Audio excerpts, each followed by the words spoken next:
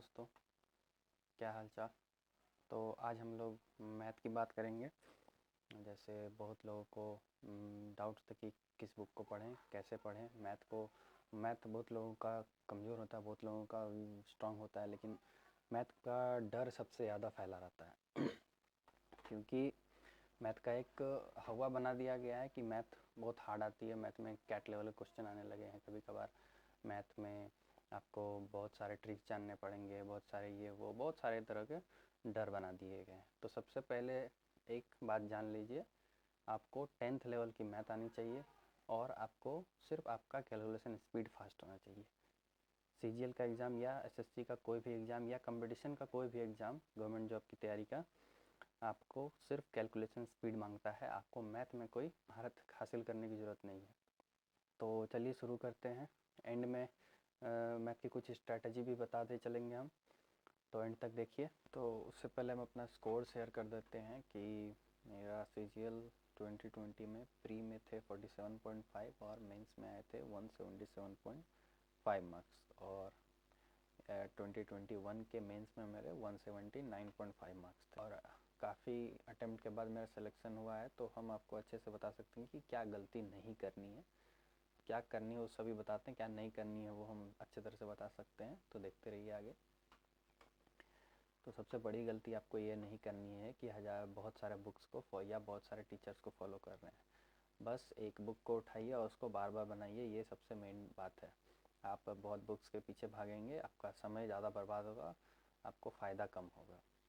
मेरे पास इतने सारे बुक हैं, तो ये सारे बुक्स बनाने की ज़रूरत नहीं है। हम बनाए हैं, लेकिन कुछ गलतियाँ हैं जो आपको नहीं करनी है। इतने सारे बुक्स को नहीं बनाना है। किस बुक्स को बनाना है वो चलिए देखते हैं आगे। सबसे पहले आते हैं बिगिनर्स पे, जो अभी तैयारी शुरू करना चाह रहे हैं या कर चुके हैं या तुरंत शुरू किया है। तो सबसे पहले आपके लिए एक ही एडवाइस रहेगा कि आप सबसे पहले एक प्रीवियस ईयर का एक सेट उठाइए और उसको देखिए कि उसमें आखिर मैथ किस तरह के आते हैं। तो सबसे पहले इससे आपका मैथ का डर दूर होगा। बहुत लोगों को डर होता है कि क्या मैथ आएंगे, मेरा मैथ तो कमज़ोर है 11th-12th में। तो भैया 11th-12th जो होता है वो बहुत ही अलग डायरेक्शन का मैथ होता है। ये जो मैथ है ये आपका 10th लेवल का मैथ है। दोनों का बहुत अलग डायरेक्शन है, दोनों अलग तरह के मैथ हैं। तो सबसे पहले आप प्रीवियस ईयर उठाकर एक बार देख लीजिए। बनाना नहीं है, बस आपको देख लेना है। देख के आपका डर सबसे पहले दूर हो जाएगा कि मैथ कोई ऐसा मैथ नहीं आ रहा है जो आपको नहीं आता है। सब आपने 10th में पढ़ा है, तो चाहे आप आर्ट्स बैकग्राउंड के हों चाहे आप साइंस बैकग्राउंड के हों, आपका ये मैथ का डर दूर हो जाएगा।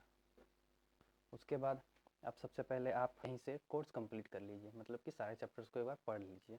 अब इसमें ये आपकी मर्ज़ी, आप कहीं भी पढ़ सकते हैं। आप चाहें तो अपने आसपास में कहीं किसी ऑफलाइन टीचर से पढ़ सकते हैं, लेकिन आप डायरेक्ट किसी टीचर के पास मत जाइए। आप उससे पहले अपने किसी सीनियर जो कंपटीशन की तैयारी कर रहे हो उनसे पूछिए कि आसपास में वैसे कौन सा टीचर है जहाँ पे मैथ पढ़ना सही रहेगा।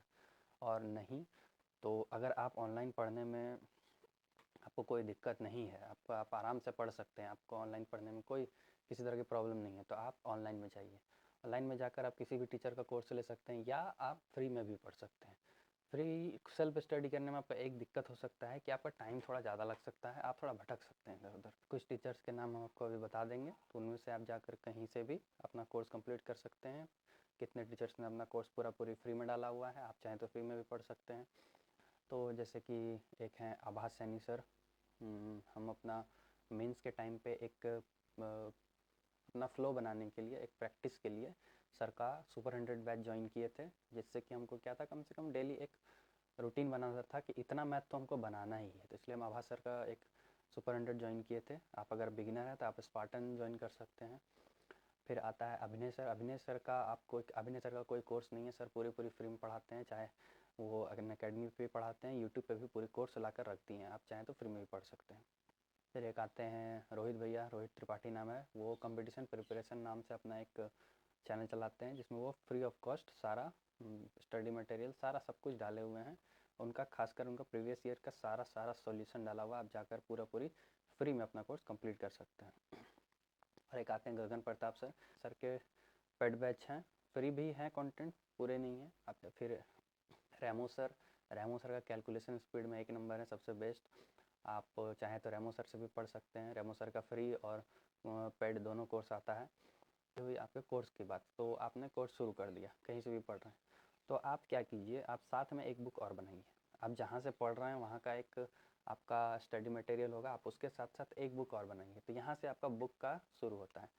और बुक के लिए एक बात करना चाहेंगे, आपका कोई भी बुक तब तक बेस्ट नहीं होता जब तक आप उसको बार बार नहीं बनाते हैं। तो बुक सारे बेस्ट हैं, आपको कौन सा सही लग रहा है इनमें से आप उनमें से एक भी उठाइए। जैसे कि अगर आप ट्यूशन पढ़ रहे हैं, आप चैप्टर बना रहे हैं, तो आप प्रैक्टिस के लिए ये क्लास नोट्स उठा सकते हैं। इसमें क्या है कि इसमें कॉन्सेप्ट बहुत अच्छे से क्लियर होते हैं। अगर आप सेल्फ स्टडी भी कर रहे हैं तो उसमें भी ये बेस्ट होगा। इसमें आपको सॉल्यूशन भी दिए हैं। बस इसके एक प्रॉब्लम है कि इसमें कुछ चैप्टर में क्वेश्चन बहुत कम है, तो आपको ये एक बार बनाने से कुछ भी नहीं होने वाला, आपको ये 2-3 बार बनाना होगा। और अब आता है कि कुछ बच्चों को इसमें दिक्कत हो सकती है, जिनका मैथ कॉन्सेप्ट उतना तगड़ा नहीं है, वो थोड़ा सा इसमें अगर दिक्कत हो रहा है तो आप ये छोड़ दीजिए। आप इसकी जगह पे उठाइए राकेश यादव की ये राकेश सर की ये 7300, अभी 8700 अपडेटेड आ गई है, या शायद 9700 है। तो आप इस बुक को उठाइए और इसको साथ साथ बनाते चलिए। इसमें आपका प्रीवियस ईयर क्वेश्चन भी आता है और बहुत सारा क्वेश्चन आता है, बहुत पुराना क्वेश्चन सारा भी आता है। तो आप इसको साथ साथ बनाते चलिए। और याद रखिए, एक बार नहीं बनाना है, आपको किसी चैप्टर को 2 बार ज़रूर बनाना है। और इसमें आपका मैक्सिमम अर्थमेटिक पोर्शन है। एडवांस पोर्शन के लिए आप ये बुक उठा सकते हैं, आप एडवांस पोर्शन के लिए ये बुक उठा सकते हैं। लेकिन इसमें आपको थोड़ा सेलेक्टिव पढ़ना पड़ेगा, क्योंकि इसके क्वेश्चन कुछ कुछ चैप्टर्स में हद लेवल से पार है। और जैसे कि अलजेब्रा का एंड में कुछ 100 क्वेश्चन आपको बनाने का कोई ज़रूरत नहीं है। आप इससे ज्योमेट्री बना सकते हैं, ज्योमेट्री बेस्ट है। आप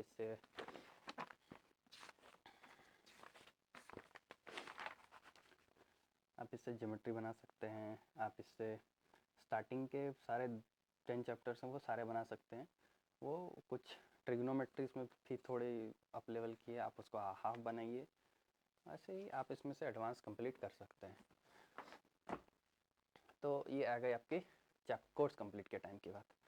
अब आपने कोर्स कंप्लीट कर लिया, आपका सारा चैप्टर्स एक बार पढ़ाई हो चुका है, आप उसके साथ साथ एक बुक भी बना चुके हैं। इसमें एक बच्चे बड़ी गलती करते हैं कि आप चैप्टर पढ़ने के साथ साथ नोट्स बनाते हैं, नोट्स में सारे क्वेश्चन उतारने लगते हैं। तो भाई, क्वेश्चन उतारने की ज़रूरत नहीं है, आप नोट्स बनाइए। नोट्स में आप चैप्टर का इंट्रोडक्शन पूरा लिखिए, जो आप समझ सकते हैं उसको लिखिए, जो आपको फार्मूलेज मिलते हैं वो याद कीजिए, वो लिख के रखिए।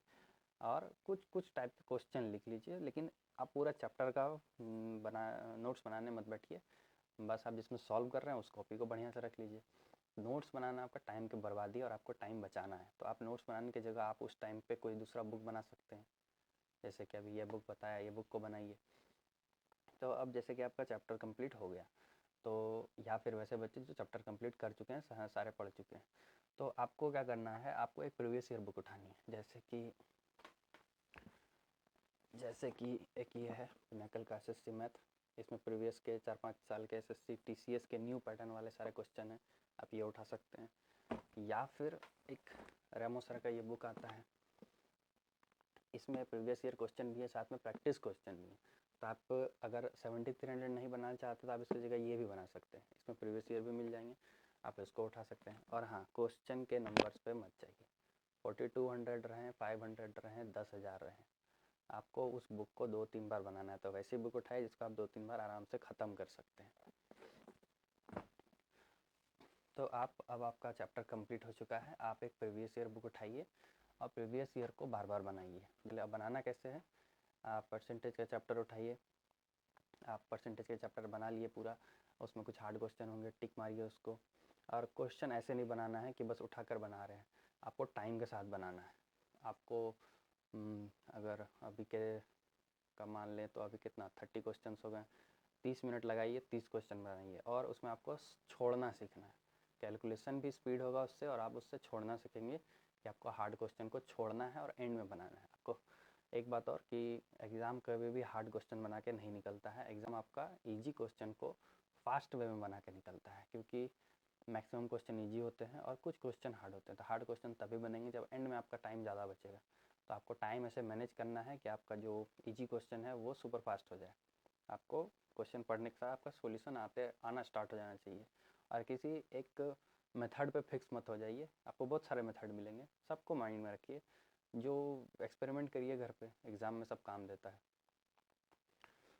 तो आप जैसे कि आप पिनाकल उठाएं या आप कोई दूसरा बुक उठाएं, चैप्टर उठाया, टाइम लगाइए 30 मिनट का और 1 से 30 तक बनाइए।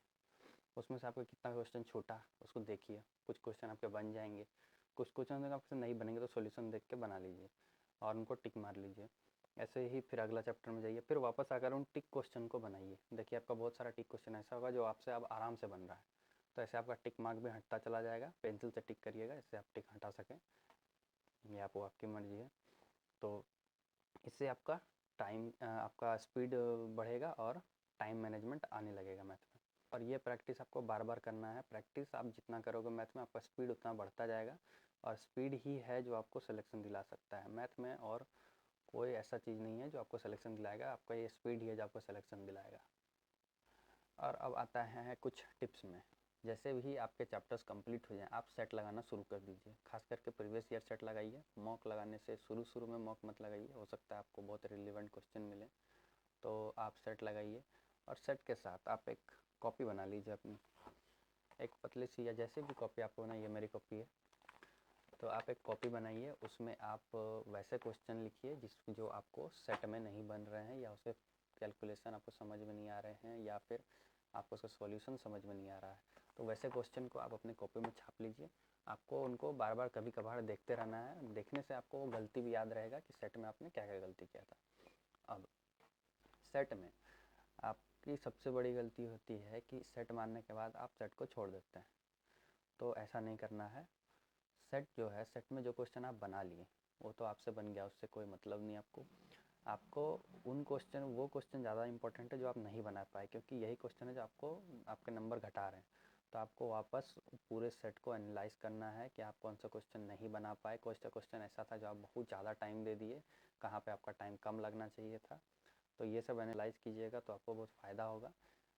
और कुछ चीज़ों पे हमेशा फोकस कीजिए, जैसे कि कैलकुलेशन स्पीड, स्क्वायर्स 1 से 30 एंड टेबल्स। कहाँ तक ये आप 1 से 25 भी कर सकते हैं, आप 1 से 20 भी कर सकते हैं। कभी भी अधिक बुक सॉल्व मत कीजिए कि ये इतने सारे बुक को दिख रहे हैं, सबको उठा लिया, सबको बनाना है हमको एक बार। ऐसा नहीं है, किसी एक बुक को पकड़िए और उसको बार बार बनाइए। तब तक बनाइए जब तक कि आपको उसके सारे क्वेश्चंस में प्रॉब्लम ना होने लगे, ठीक है। तो ये सबसे बड़ी गलती है कि आप नई बुक को ट्राई मत कीजिए। आप एक बुक उठाइए, उसको बार बार ट्राई कीजिए। और लगता है कि सारे डाउट्स और सारे टिप्स हो चुके हैं। तो अगर आपको कोई डाउट हो या आपको अदर टॉपिक वीडियो चाहिए तो आप नीचे कमेंट कीजिए। कमेंट के सारे डाउट पे हम रिप्लाई कर देंगे।